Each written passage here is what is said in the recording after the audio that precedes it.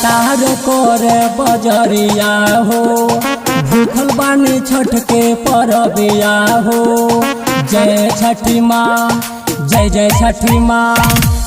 तार करे बजरिया हो भूखल बानी छठ के परबिया हो। और के सामान जल भूलाई हो मैन कांस नारियल ले वही हो ए सैया हो। सिकटा से सुथनी ले वही हो ए सैया हो। पियरी साड़ी सूती ले वही हो मैन कांस नारियल ले वही हो ए सैया हो।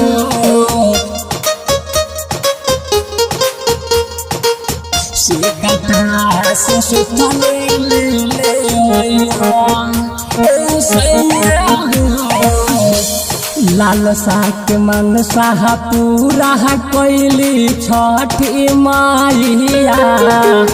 आंगना में कोसी भराई दुआरा पे बाजे बधाइया। जय छठी माँ जय जय छठी माँ। लाल साक मन साह पूरा कैली छठी माइया।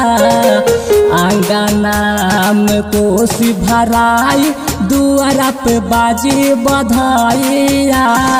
करम छठ के परबिया दुनु बेर दे हम यरकिया। संगे संगे दिया राजा राई हो माइन टार से नारियल ले वही हो ए सैया हो।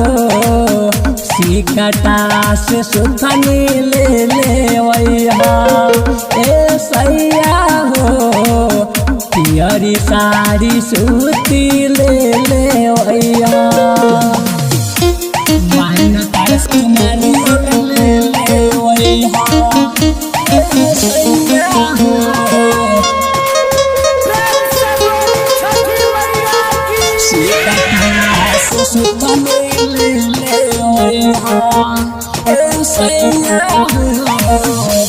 दूध गरौती गाँव ही ले हनी दुकान से। और पता ले ली हो सोन धायान से। जय छठी माँ जय जय छठी माँ।